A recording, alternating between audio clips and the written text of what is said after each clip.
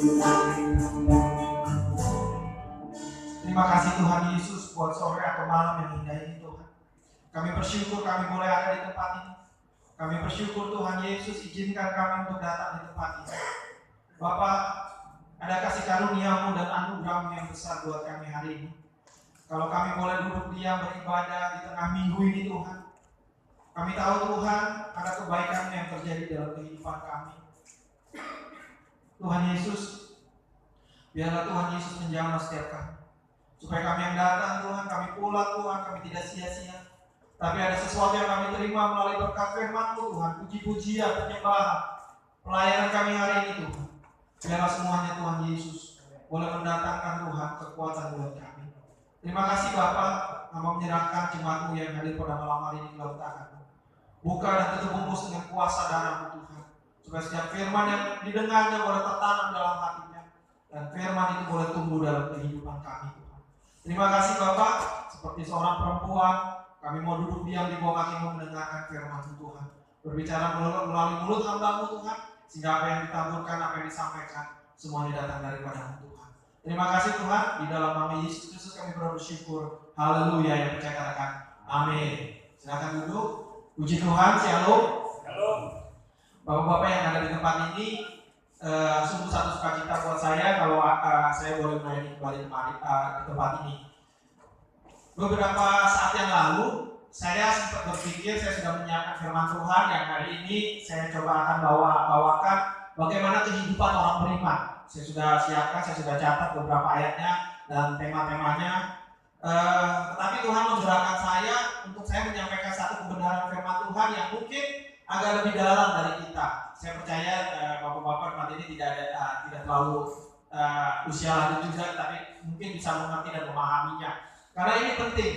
Beberapa minggu yang lalu, sekitar bulan kemarin sebelum Lebaran, saya sempat diundang oleh satu persekutuan ya. Jadi dia dari gereja GBI Gajah Mada di lantai 12A. Mereka itu ada yang namanya kayak komsel, tapi mereka disebutnya KUL, COEL, ya kan, KUL Community of Love. Jadi mereka itu selain ibadah minggu, mereka setiap ada gembala-gembala kecil di mana gembala-gembala itu akan memimpin KUL. Ya, KUL-nya itu terdiri dari beberapa jemaat. Ada anak-anak muda khusus, ada campuran orang muda dan dewasa, dan juga ada orang tua yang mungkin usianya kalau saya tanya ada yang 50-an, 55 ke atas, belum sampai 60-an. Nah, di situ saya diundang, ada sekitar 37-an orang. Saya diundang, saya coba menyampaikan satu firman Tuhan. Saya cuma tanya gini sama jemaat yang hadir, bapak-bapak, ibu-ibu, mungkin ada teman-teman seusia saya atau ada juga yang adik-adik yang lebih muda dari saya. Ada satu yang ingin saya tanyakan pada kalian semua di tempat ini, saya bilang, bagaimana pandangan kita tentang akhir zaman? Bagaimana pandangan kita tentang kedatangan Tuhan, tentang akhir zaman? Apa sih yang ada di pikiran kita semua tentang akhir zaman, khususnya tentang yang namanya antikris?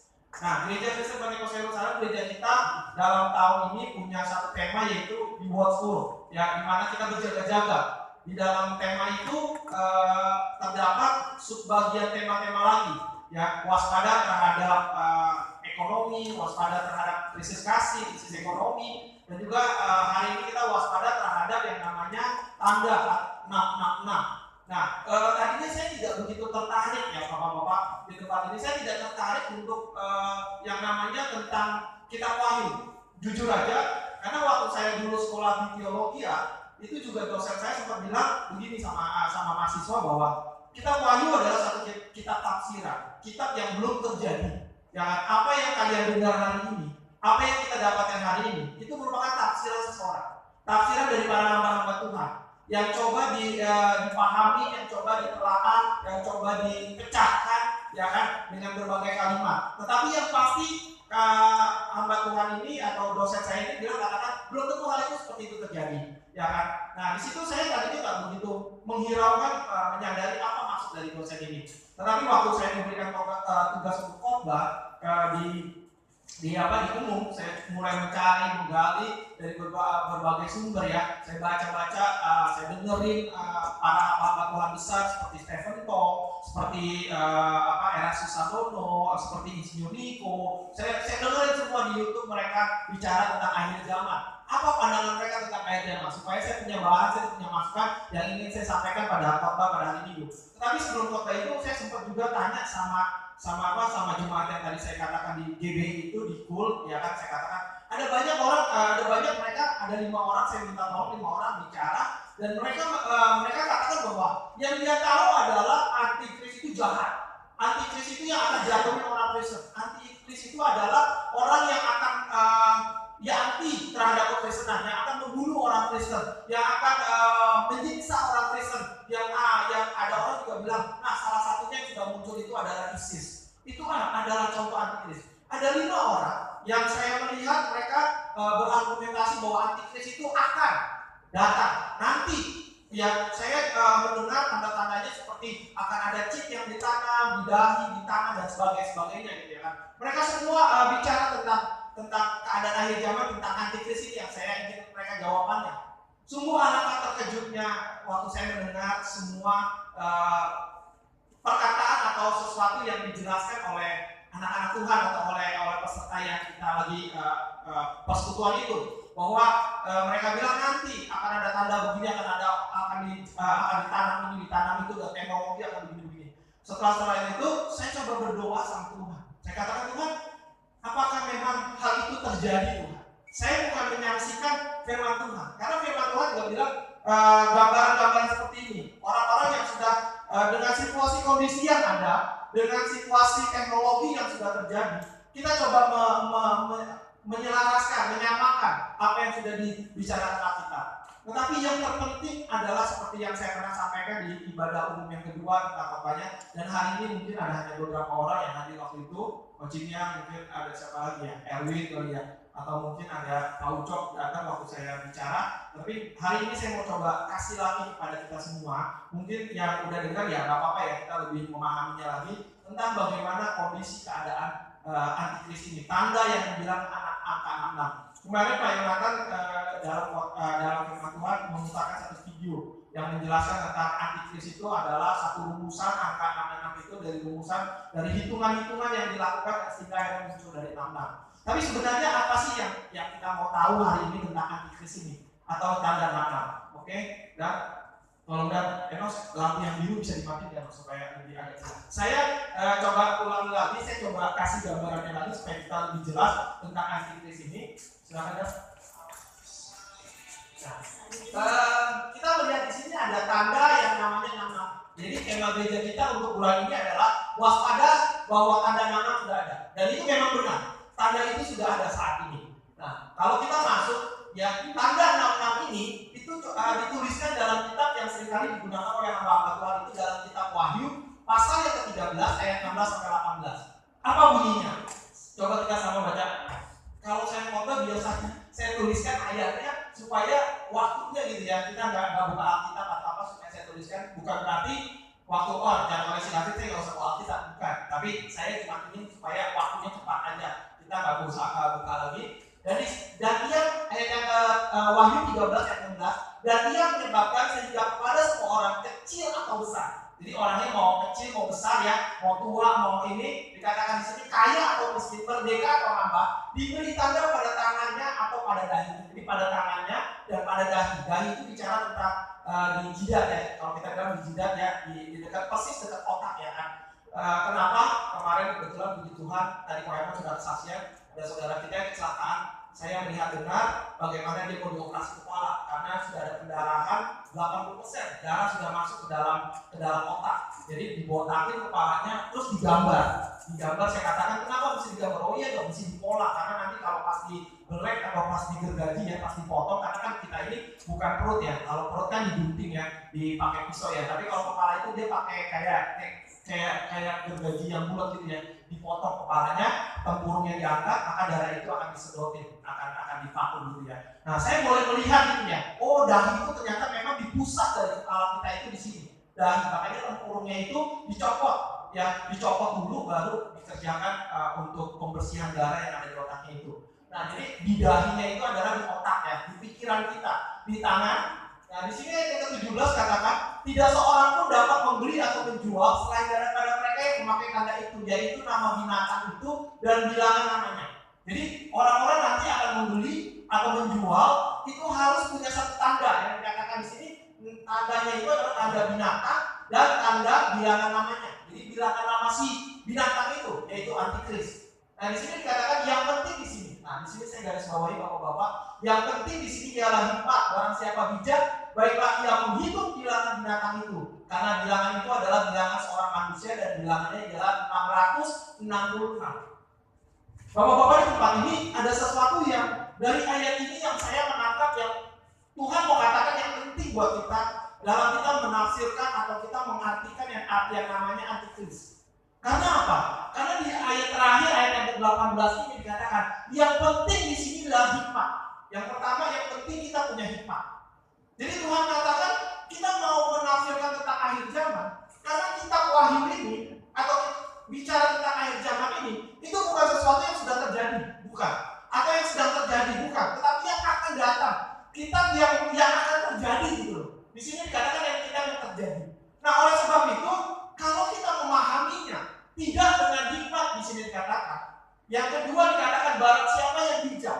Jadi yang pertama harus dengan hikmat, yang kedua harus dengan bijaksana. Jadi jangan sampai kita melakukannya itu sesuatu yang salah, yang sampai akhirnya membuat kita ketakutan atau membuat kita malahan jadi kayak orang apa ya? Kayak orang acuh tak acuh pada akhirnya. Nah, di sini saya coba mau menjelaskan bahwa waktu kita mau menafsirkan yang namanya antikris atau tanda 66 itu, yang terpenting adalah hikmat yang pertama. Kita boleh memahami apa itu maknanya, apa itu artinya, bagaimana prosesnya. Kita punya hikmat. Yang kedua kita bijak. Jangan sampai kita berpikiran bahwa oh iya nanti antikris kita seperti itu, kita akan ketakutan waktu kita mulai melihat orang yang mulai tidak suka dengan orang Kristen atau tidak suka dengan Kristen, maka kita akan cap dia ini antikris. Kita nggak bijak dalam menghadapi segala sesuatunya. Makanya luar biasa firman Tuhan. Dia katakan apa? Dia katakan yang penting ialah hikmat dan kebijaksanaan kita dalam kita mengartikannya itu. Baru di sini katakan baiklah yang menghitung bilangan itu. Jadi setelah itu kita punya hikmat dan kita menjadi bijak, baiklah kita menghitung bilangan itu. Di sini katakan karena bilangan itu adalah bilangan manusia dan bilangannya ialah 666. Jadi intinya pertama saya mau sampaikan, firman Tuhan mau sampaikan adalah untuk kita memahami tentang sesuatu yang ada di dalam Alkitab, khususnya kitab Wahyu tentang kejadian antikris atau tanda 66 ini, adalah yang pertama kita punya hikmat. Yang kedua adalah kita bijak di dalam menyikapinya. Kita mau lihat apa sih pentingnya itu hikmat? Hikmat seperti apa yang kita akan peroleh untuk kita bisa belajar? Di sini dikatakan yang penting di sini adalah hikmat. Itu kalimat awal dari ayat itu. Yang dimaksud hikmat dalam bahasa Yunani, hikmat di sini dikatakan Sophia. Jadi kalau bapak-bapak menamakan anaknya Sophia, berarti bapak-bapak anaknya itu punya arti yang namanya hikmat. Jadi dari bahasa Yunaninya itu, Sophia itu berarti hikmat. Dalam kamus Yunani, Sophia selain berhikmat juga bisa dikatakan ilmu, kepandaian, dan kebijaksanaan. Jadi dari kitab yang sesungguhnya, ayat yang Yohanes 13 tadi ayat 16 sampai 18, itu kata-kata hikmat yang tadi ini dikatakan yang penting ialah Sophia. Mungkin kurang lebihnya seperti itu. Tulisan di bahasa aslinya dimaksudkan adalah Sophia, yang berarti di sini adalah hikmat atau bisa juga tentang ilmu kepandaian. Jadi kita punya hikmat atau ilmu dalam menafsirkan arti dari bilangan 66 itu. Nah, yang selanjutnya di sini dikatakan dalam 1 Korintus 1 ayat 5 dan 24, sebab di dalam Dia kamu telah menjadi kaya dalam segala hal, dalam segala macam perkataan, dalam segala macam pengetahuan. Jadi kita kaya itu bukan firman Tuhan menginginkan kita kaya itu bukan kaya yang secara jasmani, materi, tetapi di sini adalah kaya di dalam segala hal, dalam segala macam perkataan dan pengetahuan. Inilah yang Tuhan mau dalam kehidupan setiap kita anak-anak Tuhan. Kita menjadi kaya dalam pengetahuan, kita menjadi kaya dalam perkataan kita. Nah, bagaimana perkataan dan pengetahuan ini bisa terjadi yang baik di dalam kehidupan kita? Cuma satu, bukan dari kita baca buku, bukan kita hanya dari sekolah, tapi yang terpenting adalah dari belajar firman Tuhan. Karena di dalam ilmu yang namanya di dalam ilmu di dunia ini dikatakan gitu. Apa yang masuk daripada kita, itulah apa yang keluar dalam diri kita. Jadi kalau segala sesuatu perkataan yang baik, hal yang baik masuk dalam diri kita, maka akan keluar hal-hal yang baik dan perkataan yang baik juga. Makanya perkataan yang baik itu tidak lain dan tidak bukan adalah firman Tuhan. Perkataan yang membangun, perkataan yang menguatkan, perkataan yang meneguhkan. Nah, oleh sebab itu firman Tuhan inginkan kita penuh dengan perkataan-perkataan firman di dalam diri kita. Pikiran-pikiran firman dalam diri kita. Bukan pikiran, mungkin kita belajar is okay. Saya bukan katakan belajar itu gak baik. Kita harus sekolah, kita harus belajar, kita harus berpemikiran, kita harus pengetahuan. Tetapi apakah hari ini anak-anak Tuhan menyadari bahwa pentingnya kita juga belajar yang namanya lebih dalam lagi tentang firman Tuhan, menyelidiki dan terus menggali yang namanya kebenaran dalam firman Tuhan itu. Ayat 1 Korintus 1 ayat yang ke-24 katakan, tetapi untuk mereka yang dipanggil, baik orang Yahudi maupun bukan Yahudi, Kristus adalah kekuatan Allah dan hikmat Allah. Jadi inilah inti daripada hikmat kita. Karena baik orang Yahudi maupun kita yang bukan mungkin hari ini bukan orang Yahudi, atau seluruh dunia yang bukan orang Yahudi, Yesus itu adalah kekuatan Allah dan hikmat Allah. Jadi dengan kata lain apa yang dibicara di sini tentang hikmat? Hikmat sama dengan Kristus. Jadi kalau kita berhikmat, berarti kita yang dimaksud dengan Paulus Alkitab mengatakan hikmat tidak lain adalah Yesus Kristus. Jadi kalau kita berhikmat, berarti kita memiliki Kristus dalam kehidupan kita. Di sini dikatakan lagi, jadi kalimat awal Wahyu 13 yang mengatakan bahwa ialah hikmat berdasarkan penjelasan di atas memiliki pengertian yang penting di sini adalah Yesus Kristus. Jadi dengan kata lain tadi yang dikatakan hikmat itu Sophia, Dan apa itu Sofia? Hikmat. Nah, hikmat itu dalam 1 Korintus 1 tadi dikatakan adalah Yesus Kristus. Maksudnya apa? Di dalam diri kita, di dalam pengertian kita, di dalam pikiran kita, apa yang kita lakukan adalah Yesus yang menjadi center, yang menjadi pusat dalam segala sesuatu dalam kehidupan kita. Itulah hikmat kita. Apakah hari ini Bapak-bapak kita semua memiliki yang namanya Kristus yang menjadi center dalam kehidupan kita? Apakah Kristus yang menjadi center dalam kehidupan kita? Atau ada hal-hal lain yang menjadi center dalam kehidupan kita hari ini? Apakah keluarga kita yang menjadi center, yang menjadi pusat kehidupan kita? Segala sesuatu yang saya lakukan pokoknya buat keluarga saya. Itu betul. Setuju juga saya. Segala sesuatu yang saya lakukan adalah untuk anak saya. Setuju juga. Mungkin kita juga berpikir seperti itu. Tetapi tahukah yang Tuhan mau hari ini dalam kehidupan kita anak-anak Tuhan?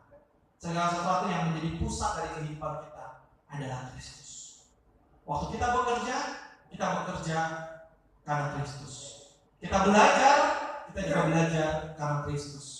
Kita melakukan segala sesuatu, kita bekerja, kita berusaha, kita berdagang, itu juga karena Kristus. Nah, inilah hal-hal yang tidak mudah yang harus kita lakukan kalau menjadi senternya Kristus. Ada banyak orang-orang bilang yang mungkin Bapak tahu juga kalau agak sulit kalau membawa Kristus dalam yang namanya usaha dagang. Agak sulit yang membawa namanya Kristus dalam tempat pekerjaan. Yang ada saya nanti akan dicemooh, yang ada saya nanti akan dikucilkan, yang ada nanti malah saya akan dijauhkan. Ada banyak kita berpikir seperti itu. Tetapi hari ini firman Tuhan mau segala sesuatu dalam kehidupan kita, Kristus yang menjadi center, menjadi awal dalam kehidupan kita. Nah, di sini juga dikatakan lagi Kristuslah hikmat itu. Kristus harus ditempatkan sebagai pusat segalanya di dalam pikiran, hati, dan hidup kita. Kristus itulah hikmat yang harus kita tempatkan dalam pikiran kita, dalam hati kita, dalam hidup kita. Dalam segala sesuatu yang kita lakukan, Kristuslah yang menjadi pusat dari kehidupan kita. Bukan lagi keegoisan kita. Bukan lagi sentris, selfish dalam diri kita. Akunya yang ada di dalam diri kita. Berapa banyak hari ini, kalau saya melihat di dunia ini, sudah mulai namanya keakuan itu terjadi. Ya, segala sesuatu kalau bisa dibuat itu self sendiri gitu ya kan. Ngambil makanan sendiri, bisa masak sendiri, bisa nyiapin sendiri tanpa bantuan orang lain. Yang kedua, kalau misalnya sekarang ada orang terkenal anak-anak muda selfie ya. Selfie artinya apa? Foto dengan diri sendiri atau merekam video dengan tanpa bantuan orang lain. Selfie.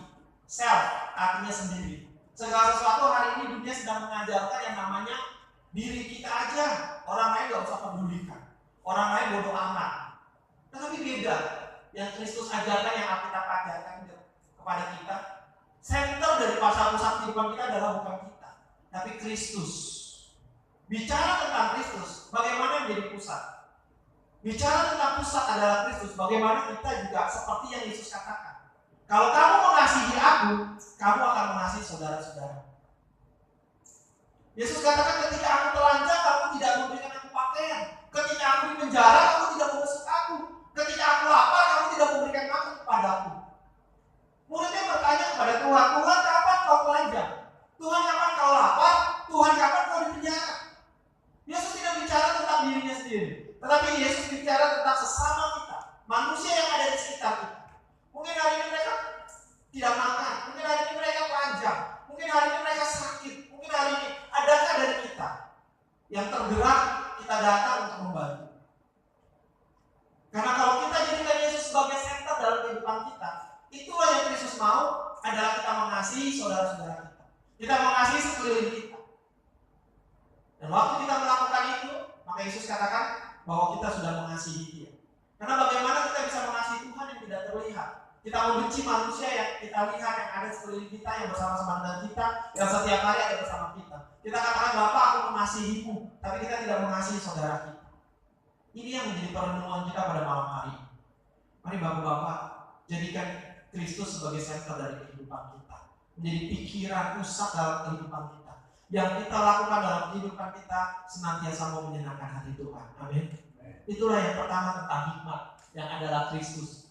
Dalam konteks Wahyu 13 artinya tanpa Kristus ada di pikiran hati hidup seseorang, maka orang tersebut tidak akan bisa memahami makna 66 dengan benar. Jadi tanpa Kristus kita akan melihat angka 66 itu sebagai angka horor, angka yang setan, angka yang menakutkan, angka yang akan membuat kita gemetar. Tetapi kalau kita punya Kristus dalam kehidupan kita, ada hikmat, ada Kristus dalam kehidupan kita, maka kita bisa memahami makna 66 atau antikris yang akan datang itu sebagai sesuatu yang benar sesuai dengan Allah mau Tuhan Allah. Yang kedua di sini, kenapa harus bijaksana? Yang firman Tuhan katakan tadi harus berhikmat dan bijaksana. Kalimat berikut ini ialah eksposisi dari Wahyu 13 adalah barang siapa yang bijaksana. Yang dimaksud dengan bijaksana dalam arti Yunani, bahasa di sini menggunakan kata nous yang berarti pengertian, akal budi, pemikiran dan pendapat. Ada bahasa aslinya ditulis adalah nous. Nous itu berarti adalah pengertian. Bijaksana itu adalah punya pengertian yang benar. Ya kan?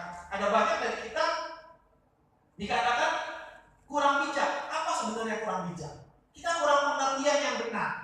Berapa banyak hal kita seringkali menilai, mengadili satu perkara atau satu hal hanya melihat dalam satu sisi. Tidak mempunyai pengertian hal-hal yang lain. Seringkali kalau ada orang curhat, ada orang sharing sama saya, misalkan tentang saudaranya, tentang orang lain, seringkali saya berpikir, saya katakan dari sudut pandang Anda, dari sudut pandang kamu. Coba saya akan cross check dengan sudut pandangnya dia. Jangan-jangan antara kamu dengan dia ada sesuatu titik yang ketemu. Nah itulah yang harus dibangun. Bukan titik yang tidak ketemu, tapi titik yang ketemu. Saya seringkali kalau melihat satu pertengkaran, ada satu perdebatan, coba melihat titik, punya pengertian yang benar tentang keseluruhannya. Nah, berapa banyak kita yang kurang bijaksana? Ya kan, kita hanya mengekspos, kita hanya menghakimi sesuatu saja tanpa kita melihat yang lain. Nah, disinilah Tuhan mengajarkan kepada kita untuk kita bijak. Waktu kita melihat ada tanda sesuatu, kita nggak bisa langsung kita menghakimi atau kita menetapkan, oh ini akan begini. Tidak. Tetapi bagaimana kita punya pengertian benar secara keseluruhan apa makna dan maksud dari semuanya itu, sehingga kita bisa mengerti dengan benar maksud dan tujuan dari tanda itu. Nah, disinilah yang Tuhan katakan adalah dalam konteks orang beriman, maka orang bijaksana pengertian adalah orang yang mengerti firman. Ini penting, mengerti firman. Tadi kalau udah ada Kristus, sekarang kita butuh yang namanya firman Allah. Bagaimana untuk kita bisa mengerti firman? Saya seringkali tidak bosan-bosan katakan, anak-anak Tuhan harus mengerti firman, harus tahu firman. Karena kejatuhan manusia diawali bukan karena perbuatan jahat membunuh, bukan karena dosa seksual, bukan karena dosa lain segala sesuatunya. Kejatuhan manusia pertama kali itu disebabkan oleh karena si iblis memutarbalikkan firman Allah. Amin.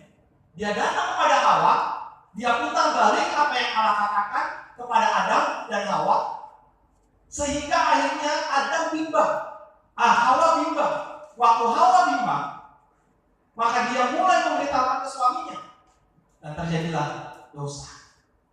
Hari-hari ini juga saya melihat ada banyak hal-hal terjadi, orang-orang mulai memutarbalikkan. Dia tidak datang kepada orang Kristen dengan wajah yang seram, dengan wajah yang menakutkan. Dia datang dengan doktrin-doktrin yang membuat orang Kristen itu berpikir ulang akhirnya. Oh iya, benar gak ya? Saya seringkali sharing sama Emil tentang Tritunggal. Ya kan? Ada banyak kita seringkali diserang, diberikan pengertian. Coba dia berpikir, benar kan itu Tritunggal? Allah tiga, ada bapak, ada anak. Kenapa gak ada ibu? Kenapa gak ada mantu? Kenapa gak ada cucu? Apa pengertiannya? Waktu kita mendapat pertanyaan seperti itu, kita akan mulai bingung. Iya ya, kenapa Tuhan buat tiga lagi ya? Tuhan di mana-mana cuma satu. Tuhan itu Esa, amin, amin.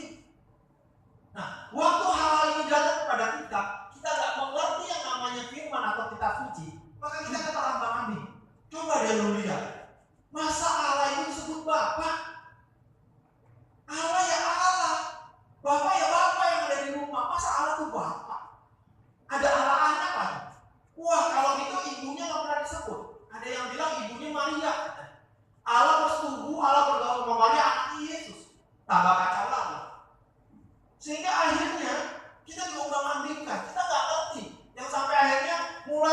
jatuh, lemah, dan akhirnya kita jatuh.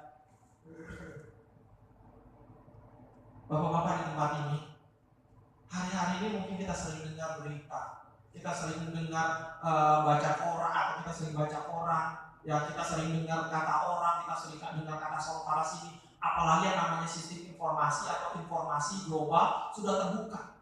Jangankan hanya di Jatinegara, kita bisa dengar berita dari Amerika. Ada penembakan di mana, ada pengeboman di mana, secepat waktu kita bisa berapa menit saja, berapa jam saja kita bisa dengar berita itu. Walaupun tempat kita yang berjauhan berkilometer, beratus-ratus kilometer jaraknya, tetapi hanya beberapa jam saja kita bisa tahu karena adanya berita mungkin kita di TV, kita dengar segala sesuatu. Nah, kalau kita seringkali dengar berita hal-hal yang menakutkan, tapi kita tidak pernah mendengar berita dari firman Tuhan, apa yang Allah katakan pada kita, inilah yang akhirnya kita kurang yang namanya pengertian di dalam kehidupan. Tidak ada kata terlambat untuk kita belajar, untuk kita memahami dan mengerti firman Tuhan. Amin. Tidak ada kata, saya sudah tua, saya nggak bisa belajar lagi firman Tuhan. Tidak ada kata hal seperti ini. Saya katakan, belajar firman Tuhan nggak perlu yang namanya masuk sekolah teologi. Belajar firman Tuhan nggak perlu masuk yang namanya seminar.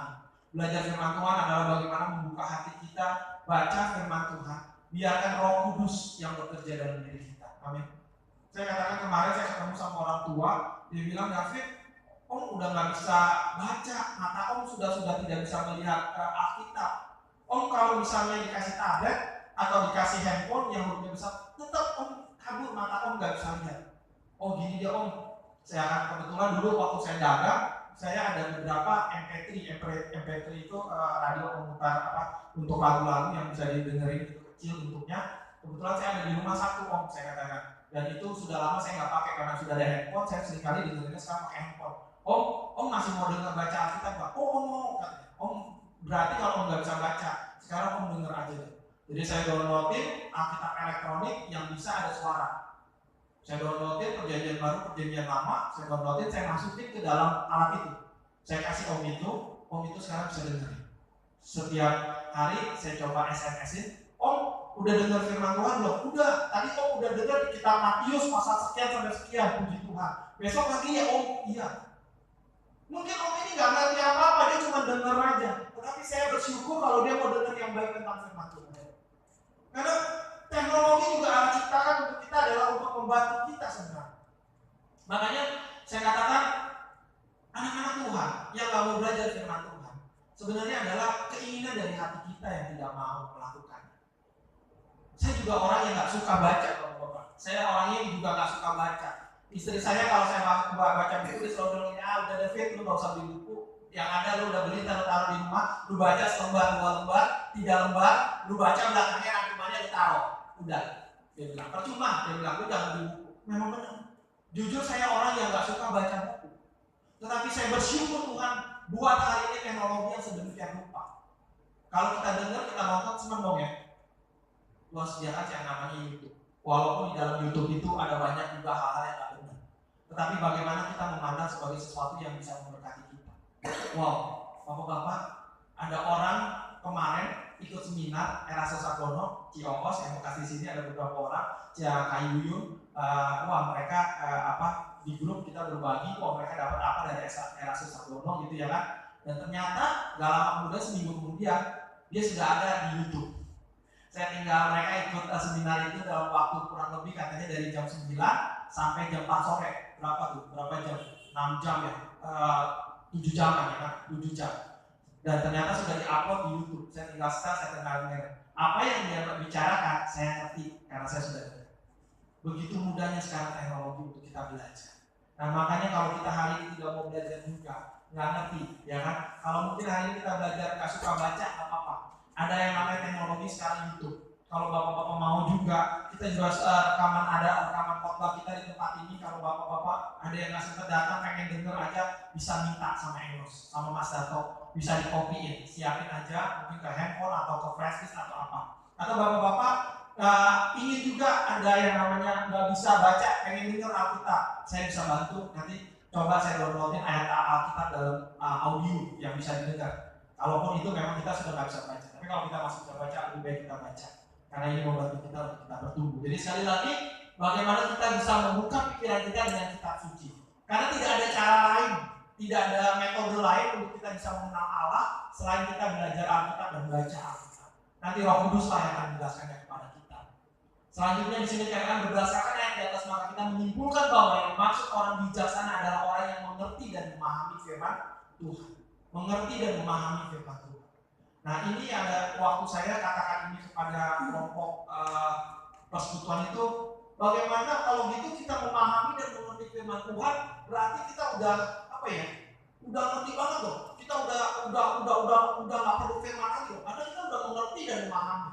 Saya katakan gini, Bapak, di dalam mengerti dan memahami firman Tuhan bukan berarti kita udah nggak perlu firman Tuhan lagi, kita nggak perlu baca lagi. Udah firman Tuhan singkirkan. Saya sudah paham, saya sudah mengerti firman Tuhan. Bapak, saya katakan ini firman seperti sumur. Saya katakan, saya menganalogikan seperti sumur. Yang semakin Bapak gali, Bapak akan menemukan semakin ada hal-hal yang luar biasa. Kenapa kita gali tanah untuk buat sumur, temu air, waktu kita gali airnya makin bersih, kita gali makin bersih, airnya makin bening, airnya akan makin bening. Demikian juga dengan firman Tuhan. Waktu kita cuma tahu yang di depannya, maka kita akan bilang, gua tahu Alkitab, gua ngerti Alkitab, bahkan gua buka aja bisa terbaca yang lebar. Berarti dia belum ngerti Alkitab. Saya melihat orang-orang yang mengerti firman Tuhan, dia selalu bilang, saya udah pengetahuan saya tidak ada apa-apa. Waktu saya menggali firman Tuhan, saya menemukan banyak hal firman Tuhan. Jadi hari ini bukan memahami dan kita mengerti, memahami firman Tuhan berarti kita tidak perlu firman. Setiap hari baca. Saya dulu beberapa tahun yang lalu, kan kalau pendeta suka tanya gini, siapa di sini yang udah baca firman Tuhan sampai habis? Gak berani angkat tangan. Kenapa? Malu, memang gak pernah baca firman Tuhan sampai habis. Dan tadi saya katakan saya gak suka baca gitu ya kan. Jadi kalau baca tuh bete banget, nyantuk banget gitu ya kan. Nggak malu dong kalau angkat tangan dosa bohong ya kan. Kan firman Tuhan suka bilang, siapa di sini bapak-bapak yang baca firman Tuhan sampai habis? Ya mungkin ada juga yang ngangkat, tapi saya gak berani mengangkat gitu. Itu saya berpikir gini, wah gak enak juga ya kalau misalnya ada remaja, ada pemuda dilihat, wah kok David aja kagak ngangkat tangan tuh dibaca firman Tuhan sampai habis ya kan. Waduh Tuhan, saya bilang saya punya tekad, saya bilang saya mau baca firman Tuhan setahun habis. Coba saya cari di internet gimana caranya. Oh ternyata bacanya itu 3 pasal sehari bapak-bapak. Baca 3 pasal sehari itu habis dalam waktu 1 tahun 1 bulan 3 hari. Jadi 1 tahun 1 bulan. Jangan putus, kalau putus ya nggak tahu juga dari nyambungnya nanti kadang-kadang susah lagi gitu ya kan. Tiap hari baca, baik itu pasalnya mau kecil, mau pendek, mau panjang, baca 3 pasal itu habis 1 tahun, 1 bulan 3 hari. 2 hari sorry, 1 tahun, 1 bulan 2 hari habis. Waduh, senangnya saya luar biasa ya. Senangnya luar biasa. Apakah setelah selesai habis dari Kejadian sampai Wahyu udah? Enggak. Tetapi malah Tuhan memberikan hikmat yang luar biasa. Baca lagi, hari ini saya bicara tentang Daud dan diberkati lagi waktu kita bicara tentang Daud. Jadi firman Tuhan itu kayak air yang terus mengalir. Keluar, waktu kita gali dia akan keluar terus makin baik, makin bening, makin jernih, makin bagus, makin bagus. Nah sayang kalau kita nggak baca, kita punya kesempatan, Tuhan kasih kita kesempatan hidup, Tuhan kasih masih bisa kesempatan baca, kita nggak baca. Jadi sekali lagi intinya adalah yang pertama harus berhikmat dan yang kedua harus bijaksana. Kita masuk. Ya kan, di sini dikatakan menghitung bilangan itu. Apa sih dimaksud menghitung bilangan binatang itu? Kalimat berikut adalah baiklah yang menghitung bilangan binatang itu. Apa yang dimaksud dan menghitung bilangan binatang itu? Kata menghitung dalam bahasa asing menggunakan Yunani.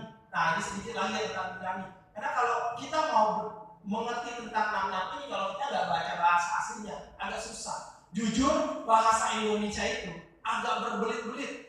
Agak kurang pas kalau dari Yunani diterjemahkan ke dalam bahasa Indonesia.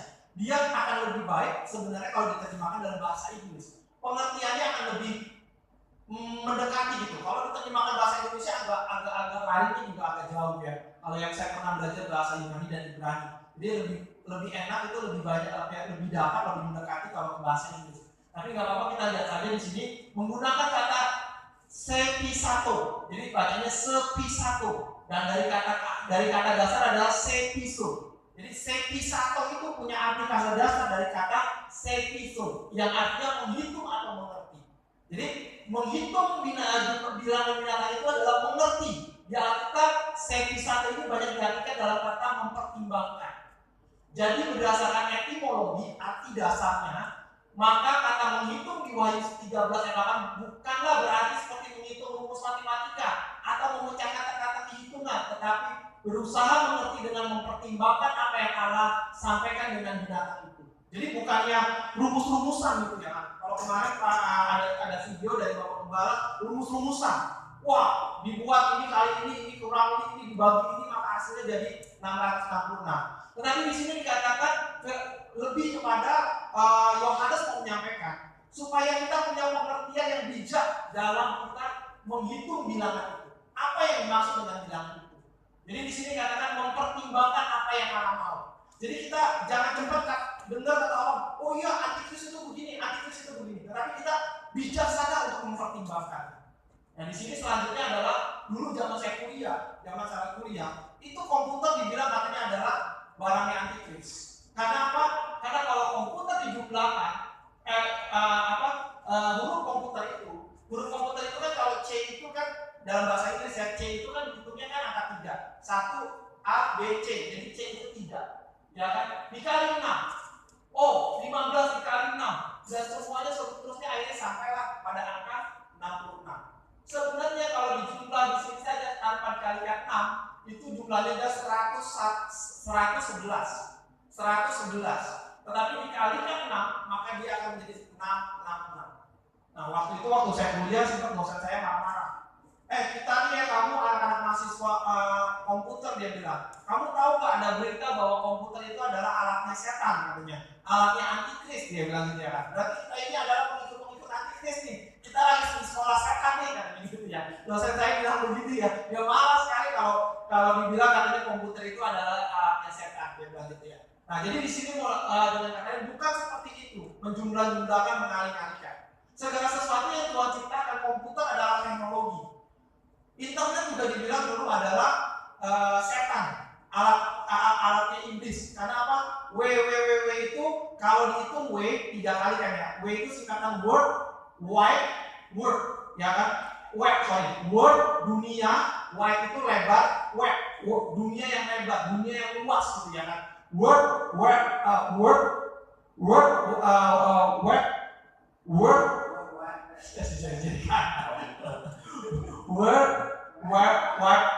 ya belakangnya web. Jadi kalau dibilang W itu dalam bahasa Yunani adalah fav. Fav itu berarti 6.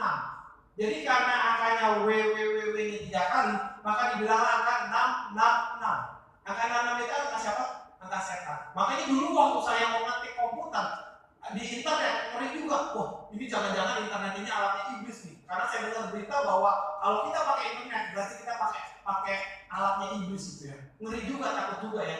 Karena dihubungkan W 3 kali itu kalau mau cari alamat kan misalkan kompas.com kan pakai www.kompas.com. Nah, www-nya itu katanya adalah W itu kalau bahasa Yunani fav artinya 6. 6 itu berarti 666. Wah, alat setan. Tapi kemarin Bapak Gembala juga bilang bahwa segala sesuatu bisa saja dipakai oleh setan. Baik teknologi, apapun juga, internet, robot, komputer bisa dipakai oleh setan.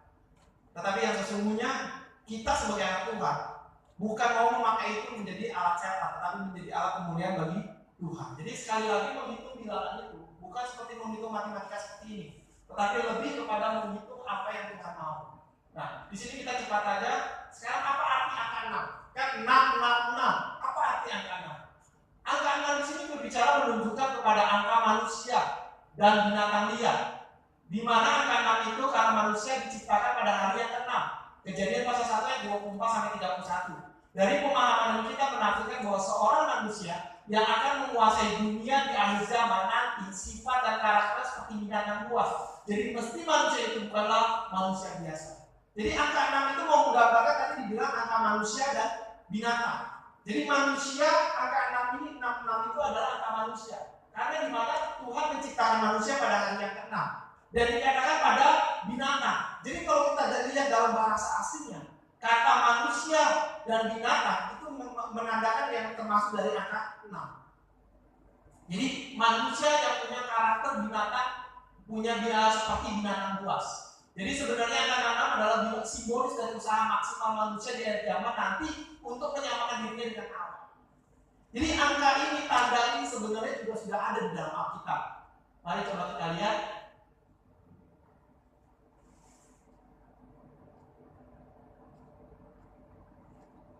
Nah, di dalam Keluaran pasal 13 ayat 9, Tuhan katakan gini dalam Alkitab, hal itu bagimu harus jadi tanda pada tanganmu dan menjadi peringatan di dahimu, supaya hukum Tuhan ada di bibirmu. Itu yang Tuhan mau pada ayat itu. Dan yang Keluaran pasal 13 ayat, hal itu harus menjadi tanda pada tanganmu dan menjadi lambang di dahimu, sebab dengan kekuatan tangannya Tuhan membawa kita keluar dari Mesir. Jadi orang-orang yang keluar dari Mesir itu dulu ditandai oleh Tuhan, di dahi dan di tangannya.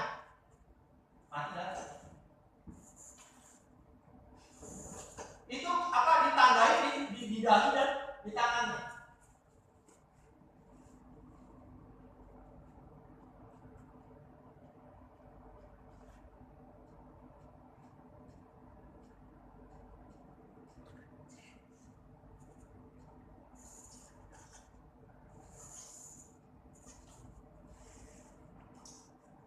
Kita kembali lagi ke kali. Ulangan pasal 6 ayat 8, harusnya juga engkau mengikatkan sebagai tanda pada tanganmu dan haruslah menjadi lambang di dahimu. Tetapi kamu harus menaruh perkataanku ini dalam hatimu dan dalam jiwamu. Kamu harus mengikatnya sebagai tanda pada tanganmu dan haruslah itu menjadi lambang di dahimu. Jadi firman Tuhan pada perjanjian lama dulu, Tuhan mau memberitahukan kepada bangsa Israel, menuliskan firman Tuhan, kitab Taurat atau perjanjian-perjanjian Tuhan itu pada dahinya. Tujuannya apa? Supaya umat Tuhan mengingat. Di dahi itu kan pusat otak. Mengingat akan janji Tuhan. Memikirkan selalu apa-apa perkataan Tuhan. Memikirkan selalu akan perintah Tuhan. Memikirkan selalu apa yang Tuhan mau di dalam pikirannya. Pada tangan bicara tentang apa? Bagaimana melakukan. Jadi Tuhan mau bangsa Israel itu berpikir tentang firman Tuhan dan melakukan firman Tuhan. Itulah yang Allah katakan adalah dia memberikan tanda di dahi dan di lengan. Tapi beda dengan iblis. Iblis memberikan tanda kepada kita di dahi dan di lengan. Tujuan apa? Pikiran kita itu bukan lagi pikiran yang firman Tuhan. Pikiran yang jahat seperti yang tadi dikatakan binatang buas. Makanya di sini dikatakan manusia. Kalau dia punya hasrat, keinginan, perilakunya seperti binatang buas, berarti dengan kata lain dia sudah ditandai oleh iblis. Inilah inti daripada pemberitaan firman Tuhan pada malam hari ini. Kita harus waspada bahwa saat ini iblis seringkali menipu kita, menjebak kita. Kita hanya berpikir antikris itu nanti, antikris itu akan datang. Oh nanti, sekarang belum ada. Tetapi sebenarnya iblis mungkin saat ini sedang bekerja terhadap anak-anak Tuhan. Dengan apa? Dia memberikan tanda kepada kita di dahi dan di tangan kita. Dengan cara apa? Tanpa kita sadari. Pikiran kita, apa yang kita perbuat adalah sesuatu yang tidak sesuai dengan firman Tuhan. Yang boleh dikatakan firman Tuhan seperti binatang buas. Kita anak Tuhan, tapi kita punya karakter, kita punya sifat seperti binatang buas. Kita maunya, kita nggak mau tahu kalau misalnya kita di kantor, untuk kita bisa naik jabatan, kita nggak mau tahu bagaimana mungkin kita nginjek orang, mungkin kita menjelekkan orang, kita mungkin melakukan hal-hal yang tidak terpuji. Yang penting gua naik jabatan. Atau waktu kita mau berusaha, kita dagang. Bodoh amat caranya gimana, yang penting gua dapat banyak duit. Yang penting gua dapat uang. Hati-hati Bapak-bapak. Hari-hari ini iblis sedang memakai kita, menandai kita dengan yang namanya, yang menjadi pusat kita seringkali manusia apa? Uang. 1 Timotius pasal 6 ayat 10 katakan, akar dari segala kejahatan adalah cinta uang. Iblis mau mengarahkan kita kepada mamon, kepada uang, kepada kejahatan yang namanya akar dari segala kejahatan itu cinta uang. Bapak-bapak, bukan berarti hari ini saya berkata kita nggak perlu uang. Tidak. Saya pernah mendiskusikan ini dengan teman di Mangga 2. Dia katakan gini kepada saya.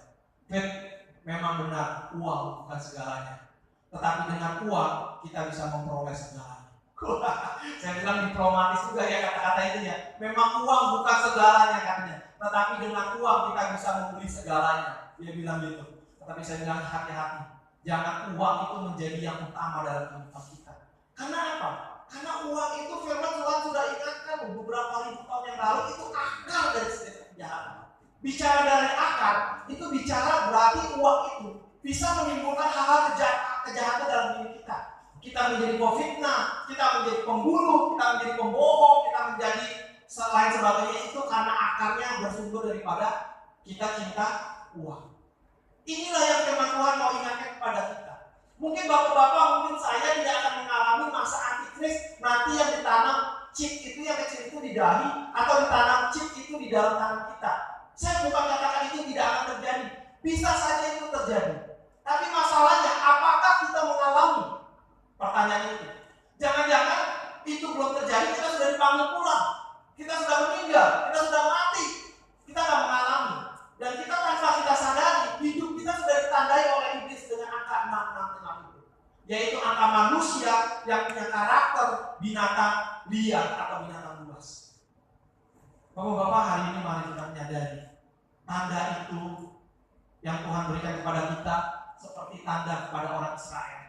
Dia mau menandai kita dengan firman yang ada di pikiran kita, dengan di tangan yang berarti apa? Apapun yang kita kerjakan, yang kita lakukan adalah sesuai dengan firman Tuhan. Ini penting. Hal ini ingin saya sampaikan kepada bapak-bapak di tempat ini, kepada komisi pria tempat ini. Karena Tuhan mengingatkan kepada kita, saya juga sebagai kepala keluarga dalam rumah tangga kita. Hari ini kalau kita sebagai sumber, karena menurut Alkitab, kepala keluarga itu adalah sumber dari keluarga itu. Jadi kalau udah nggak ada kepala keluarga dalam keluarga itu, berarti sudah tidak ada sumber. Selain sumbernya adalah dari Tuhan. Tetapi kepala keluarga itu adalah sumber.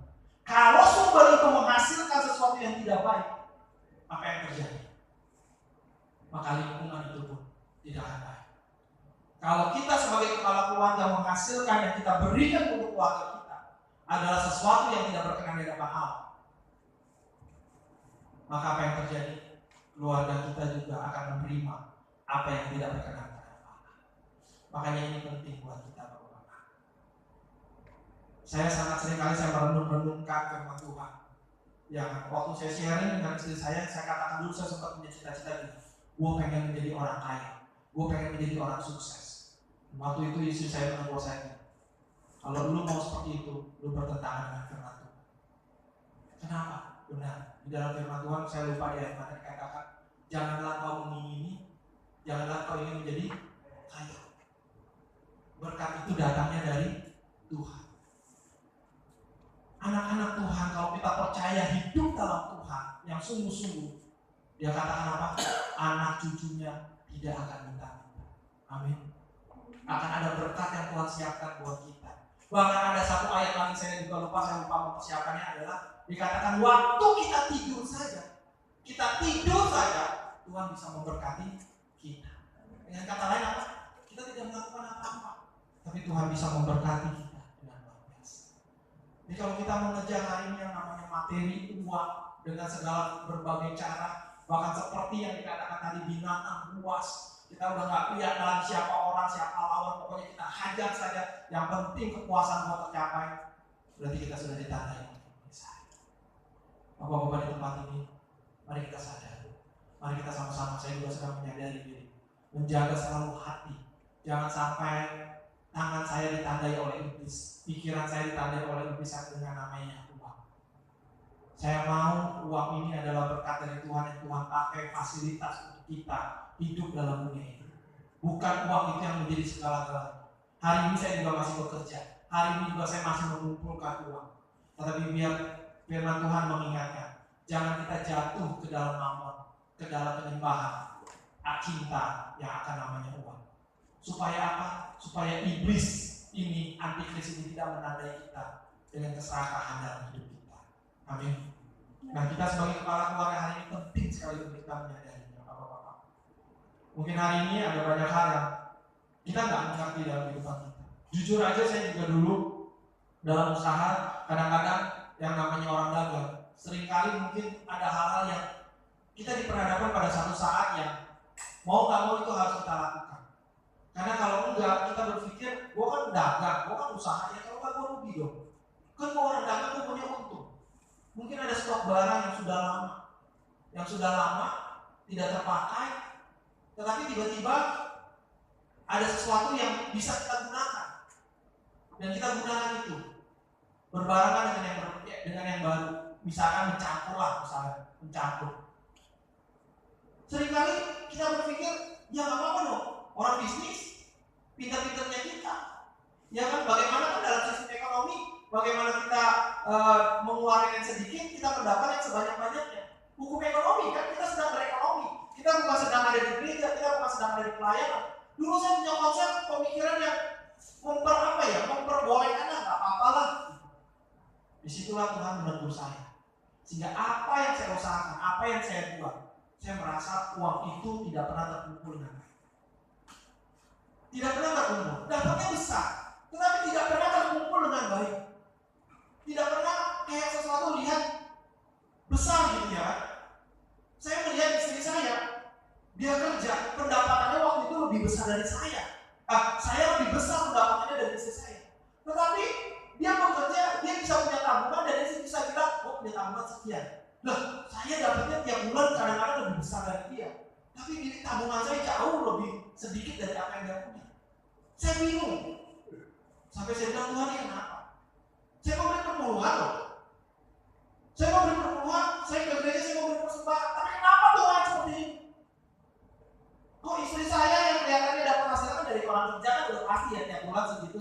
Paling nanti di akhir tahun misalnya bonus gitu ya. Tapi kalau orang dalam kan kalau lagi ada kue gede gitu yang dapat uang. Harusnya kan terkumpul banyak ya. Tapi aneh, saya merasa saya tidak memiliki banyak uang. Disitulah saya mulai berpikir dan saya mulai merenungkan, Tuhan kenapa seperti ini? Saya kerja capek-capek, kayaknya saya kerja banting tulang, kalau bisa 24 jam gitu ya, kerja terus kumpulin uang. Tapi ternyata hasilnya awalnya dapetnya itu deh, nilainya proyek itu deh, tapi saya tidak pernah menikmati yang sebesar itu. Sampai saya bilang, lu punya apa ya? Kayaknya gua proyek ini sekian, gua dapat ini dari sini sekian, kayaknya harusnya banyak, tapi gua punya apa ya? Mikir gitu ya. Akhirnya saya merenungkan, dan puji Tuhan ingatkan bahwa cara yang kita lakukan kita sesuai dengan Tuhan. Bagaimana kita mau belajar jujur? Bukan saja terhadap Tuhan kita harus jujur, tapi terhadap customer atau terhadap pelanggan atau terhadap orang juga yang berbelanja di tempat kita. Kita juga mau jujur. Kalau kita bilang jujur sama Tuhan, tapi kita membohongi orang, apakah itu bisa dikatakan kita jujur sama Tuhan? Tuhan gak kelihatan, kita bilang Tuhan saya jujur nih sama Tuhan, tapi kita bohongi customer kita bohongi pelanggan kita. Apakah dibilang itu jujur? Waktu kita jujur sama customer, otomatis kita akan juga jujur sama Tuhan. Maka disitulah saya mulai kalau saya usaha, saya melakukan, saya ngomong apa nih? Begini, barang ini, saya punya barang ini, saya akan kasih diskon dengan barang ini karena ini stok lama begini. Terserah ibu mau pilih apa. Kalau dia mau pilih yang barang yang lama karena diskon besar ya sudah ambil. Saya mungkin agak rugi dikit, tetapi nggak terlalu rugi banyak sudah. Dan saya mulai melakukan itu, dan perlahan demi perlahan saya melihat ada titik terang dalam keuangan saya. Saya melihat ada titik cerah dalam keuangan saya gitu ya kan. Walaupun hasilnya nggak kayak dulu proyek yang gagal gitu yang gede-gedean gitu, tapi sedikit demi sedikit saya melihat ada titik terang, ada mulai terkumpul. Disitulah saya baru menyadari, oh ya Tuhan, waktu kita melakukan sesuai dengan kehendak Allah, Tuhan bisa memberkati, bahkan hasilnya lumbung kita akan bisa lihat dan menikmati. Dibandingkan kita mencari dengan segala upaya yang tidak sesuai dengan kehendak Tuhan, tapi yang pada akhirnya kita lihat loh, kok kosong ya, nggak ada apa-apanya. Hari ini bapak-bapak di tempat ini, saya cukupkan firman Tuhan ini. Intinya adalah yang pertama, mari segala sesuatu, kalau hari ini kita dengar tentang segala sesuatu, kita punya hikmat dan bijaksana yang Tuhan. Supaya segala sesuatu yang kita lakukan, yang kita pikirkan, yang kita ambil, itu berdasarkan firman Tuhan. Bagaimana kita mau mengisi kebijaksanaan hikmat itu dalam hidup kita? Tidak lain tidak bukan kita mendekatkan diri kepada Tuhan. Baca firman Tuhan, berdoa, ibadah, itu merupakan wujud nyata kita mau mendekatkan diri, menjadikan Tuhan center, menjadi hikmat dalam kehidupan kita. Baca firman adalah bagaimana kita mau mengisi seluruh hidup kita dengan yang namanya firman Tuhan. Sehingga apa yang keluar juga nanti, itu akan keluar firman Tuhan. Kalau kita dengar kata orang gosip, kita dengar kata orang hal-hal yang jelek, maka yakinlah akan keluar hal-hal yang tidak baik dalam diri kita. Dan hari ini, tanda nak atau antikris itu bukan nanti yang akan kita alami. Kita akan diberi tanda seperti kita di negara misalkan Suriah, ISIS. Ayo kamu menyangkal Yesus, maka kamu akan diselamatkan. saya nggak tembak. Tapi kalau kamu bilang masih jadi pengikut Yesus, saya akan tembak.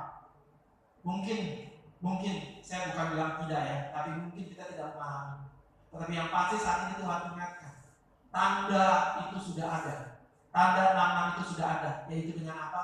Dengan waktu kita berpikir tentang amor dalam kehidupan kita, tentang uang dalam kehidupan kita. Itulah yang bisa menjadi akar, yang menjadi tanda dalam kehidupan kita. Jangan lagi hari ini kita pikirkan bagaimana kita memperoleh uang. Jangan lagi kita memikirkan bagaimana hari ini kita mencari uang dengan berbagai cara. Tapi hari ini kita pikirkan bagaimana saya menyenangkan hati Tuhan. Amin. Anak-anak Tuhan, dia tidak akan bilang, lu ngomong enak, ya kan, lu Fit ngomong mah enak, ya kan, coba, ya kan biasanya kan kayak gitu ya. Teman saya tuh kalau saya ngomongin firman Tuhan di Mangga 2 ya, orang-orang nggak percaya Tuhan, lu mah ngomong enak, coy, gitu ya. Soalnya kan makanya coy gitu ya, ya kan, lu mah ngomong enak, coy, gitu ya kan, tapi lu nggak tahu lu usaha lagi kayak begini, lu mah enak aja deh kan. Gua ya dari gue punya banyak, hari ini gue udah bisa gue nggak tahu punya apa lagi. Anak gue dulu sekolahnya apa di tempat yang bagus, dia sampai hari ini gue sekolah anak gue di negeri, dulu mah enak ngomong. Mungkin saya juga harus seperti itu, seperti teman saya katakan. Tapi percayalah kepada Tuhan, bukan kata saya, tapi kata firman Tuhan yang hari ini. Dia tidak pernah bohong, dia tidak pernah lalai akan janjinya. Dia akan memberkati kita. Dia bilang anak cucu orang benar tidak akan pernah minta-minta. Amin. Itu bukan kata saya, itu kata firman Tuhan. Dan biarlah Bapak-Bapak hari ini kita sebagai sumber dari kehidupan keluarga kita boleh menghasilkan sumber yang baik dalam kehidupan kita. Supaya waktu kita mengalirkan sumber itu kepada keluarga kita juga menikmati berkat Allah. Keluarga kita juga menikmati kebaikan Allah. Sehingga ada banyak orang-orang juga akan diberkati oleh Tuhan. Amin. Terima kasih Tuhan Yesus buat firman pada malam hari ini Bapak. Biar firman ini menjadi kekuatan buat kami Tuhan. Tuhan ampuni kami kalau hari ini pikiran kami yang kami lakukan, kami sudah ditandai oleh mammon, oleh si iblis, oleh si jahat itu Tuhan, oleh antikris itu Tuhan. Sehingga pikiran kami jauh daripada-Mu Tuhan, sehingga perbuatan tangan kami jauh daripada sesuai dengan kehendak-Mu Tuhan. Ampuni kami Tuhan, ampuni kami Tuhan. Kami mau kembali, kami mau bertobat Tuhan, dan kami mau kembali Tuhan kepada-Mu Bapa. Ajar kami Tuhan untuk setiap pikiran kami, firman-Mu Tuhan, diam dan hidup dalam diri kami Tuhan. Dan ajar kami Tuhan untuk senantiasa ditandai dan menjadi milik-Mu Tuhan. Sebagaimana firman-Mu katakan dalam Efesus 1 Tuhan, bahwa biarlah Tuhan materai Roh Kudus itu sudah ada dalam diri kami. Dan biarlah tanda yang sudah Kau tandai kami hari ini Tuhan, yaitu dengan firman Tuhan, boleh terjadi dalam kehidupan kami. Apa yang kami pikirkan, apa yang kami lakukan, kami melakukan sesuai dengan kehendak-Mu Bapa. Terima kasih Tuhan yang menyerahkan komisi pria di tempat ini Bapak. Bapak-bapak yang menjadi tulang punggung keluarganya, bapak-bapak yang menjadi sumber bagi keluarganya. Kami berdoa hari ini Bapak, berkati mereka Tuhan, dengan berkat yang melimpah daripada-Mu Tuhan, dengan berkat yang datangnya hanya daripada-Mu Tuhan. Pakai Tuhan bapak-bapak di tempat ini Tuhan, menjadi Allah bagi kemuliaan-Mu Bapak. Dimanapun mereka berada Tuhan, baik mereka dalam usaha mereka, baik mereka dalam pekerjaan mereka, baik mereka dalam lingkungan mereka Tuhan. Tuhan Yesus, jagai mereka Tuhan, supaya tanda yang dari Allah tidak hilang dalam diri mereka, digantikan oleh tanda si jahat Tuhan. Tapi biar tanda itu Tuhan, Roh Kudus itu tetap ada dalam diri mereka. Bapa, urapi mereka dengan urapan yang khusus daripada Tuhan, supaya kehidupan mereka Tuhan boleh melimpah-limpah di dalam Tuhan. Dan keluarga mereka, anak cucu mereka, istri, seluruh keluarga besar mereka, Tuhan Yesus penuh dengan kasih karunia dan berkat Tuhan. Di dalam nama Tuhan Yesus, hamba berdoa, hamba bersyukur. Kami bersyukur Tuhan. Haleluya. Amin. Saya serahkan Tuhan.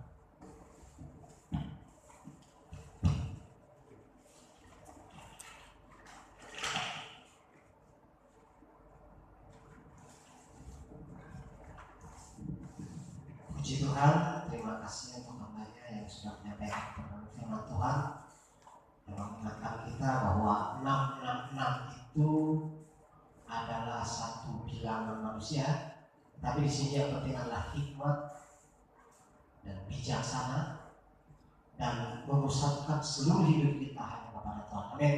Biar kiranya Tuhan memberkati pelayanan Bapak David, memberkati kesehatan, keluarga, dan biarlah dimanapun Tuhan tempatkan atau utus banyak jiwa boleh menangkap dan mengenal Yesus Kristus Tuhan atas seluruh manusia. Amin. Selanjutnya pengumuman dari Saudara Enos.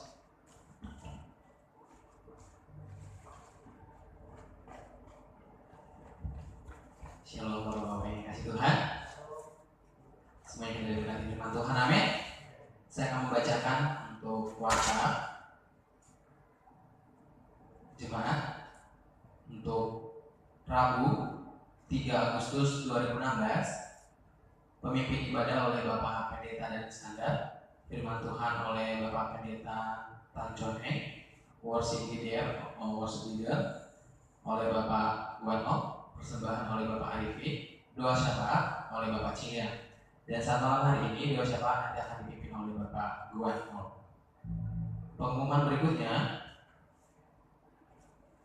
diumumkan kepada kita pada hari Kamis besok 28 Juli 2016 akan diadakan ibadah UMAS di tempat ini. Jadi diharapkan diundang kepada kita semuanya Bapak-Bapak yang kasih Tuhan untuk menghadiri ibadah UMAS yang dimulai pukul 10 pagi. Adapun acaranya adalah ibadah, games, ayat hafalan, dan makan siang bersama. Berikutnya doa malam ceria. Mari kita bergabung dalam doa malam ceria yang akan diadakan pada hari Jumat 29 Juli 2016 dimulai pukul 29 atau 21 atau jam 9 malam sampai dengan pukul 12 malam. Ada foto bicara oleh Bapak Pendeta Stefanus Lukas. Itu aja pengumuman saat malam hari ini. Tuhan Yesus memberkati kita semuanya. Shalom.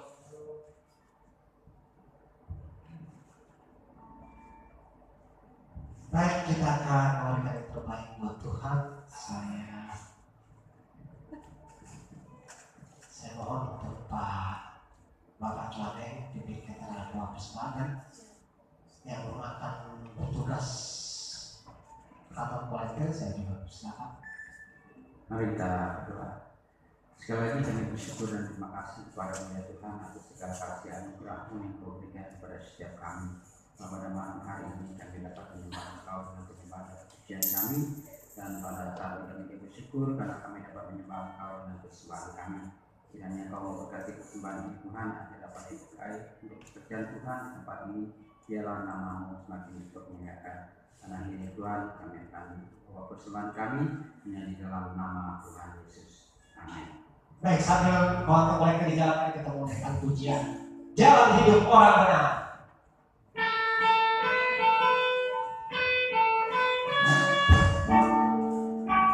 Haleluya.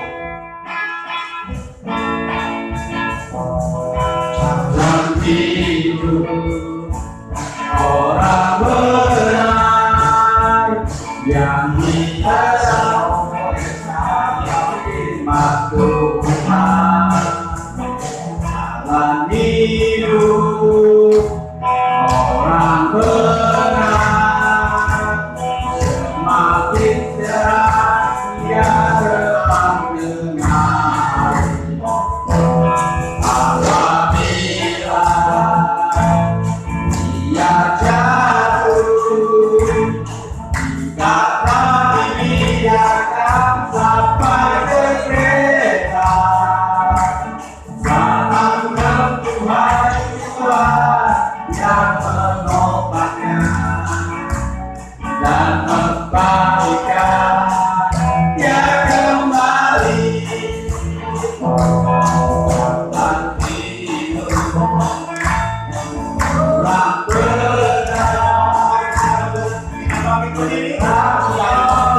benar ya firman Tuhan. Jalan hidup orang benar semakin cerah hingga terdengar. Apabila ia jatuh, ia sampai ke kereta.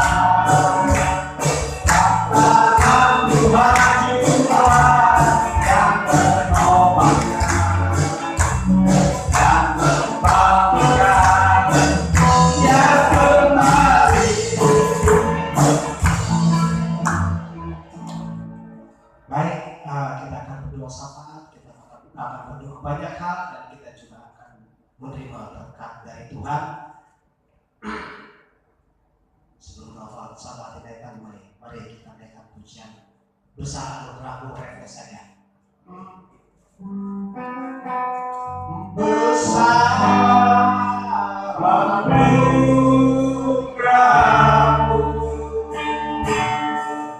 melimpah kasih-Mu, semakin hari semakin pertama. Besar anugerah,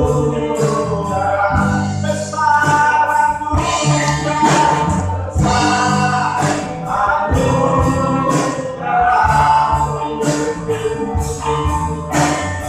melimpah kasih-Mu, semakin hari semakin bertambah. Besar anugerah-Mu,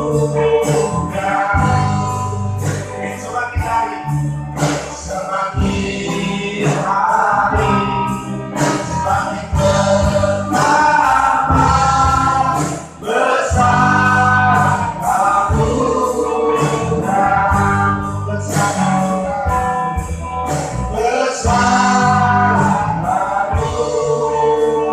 anugerah-Mu, besar anugerah-Mu, besar anugerah-Mu, besar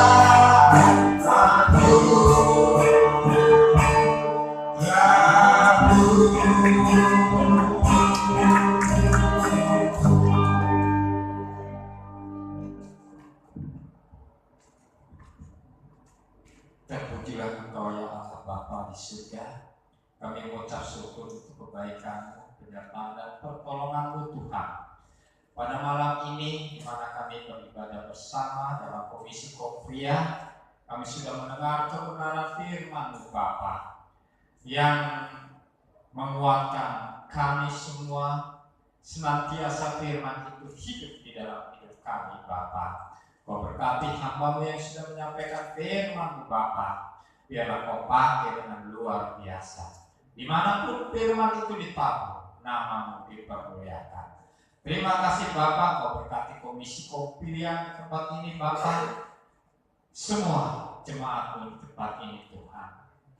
Biarlah Tuhan, mereka semakin hari semakin setia di dalam Tuhan, melayani Tuhan senantiasa. Bapa, kami mengucap syukur kebaikan-Mu juga Tuhan atas gereja-Mu di tempat ini ya Bapa, karena Kau yang sudah menyertai dan memimpin gembala sidang di tempat ini, para pendeta yang ada di tempat ini Bapa, dan semua majelis di gereja Bakti ini Bapa, satukan hati pikiran dan senantiasa Bapa, mereka bekerja sehati senantiasa. Bapa, kami juga berdoa setiap komisi yang ada di tempat ini juga di dalam gereja di tempat ini, biarlah semua pelayanan ketua-ketua komisi senantiasa satu visi dalam pelayanan.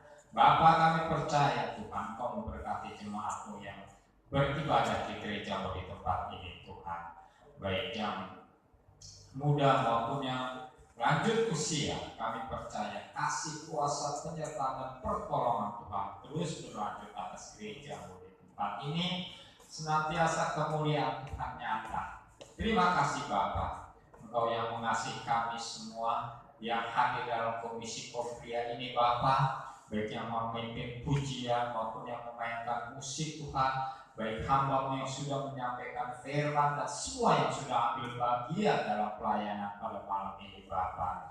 Kami percaya berkat Tuhan melimpah atas mereka. Bapa, kami juga berdoa untuk bangsa dan negara kami Tuhan. Engkau yang menyertai Presiden dan Wakil Presiden dan juga para menteri aparat keamanan di negeri ini Bapa. Kami percaya semuanya itu berasal daripada Tuhan.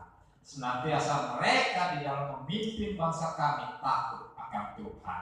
Hikmat yang daripada Tuhan senantiasa mengubah pola pikir mereka, hanya memperhatikan senantiasa negeri ini dan bangsa kami, kesejahteraan bangsa ini Tuhan, keamanan dan senantiasa Bapa.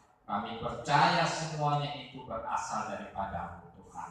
Terpujilah Engkau Bapa yang mengasihi dan menyertai gereja-gereja-Mu di seluruh Indonesia ini. Hamba-hamba-Mu senantiasa para pendeta gembala sinam sehati sepikir di dalam doa pelayanan senantiasa hanya kemuliaan nama Tuhan. Terima kasih Bapa, kami serahkan doa syafaat ini ke dalam tangan kasih kuasa-Mu. Dalam nama Tuhan Yesus kami berdoa.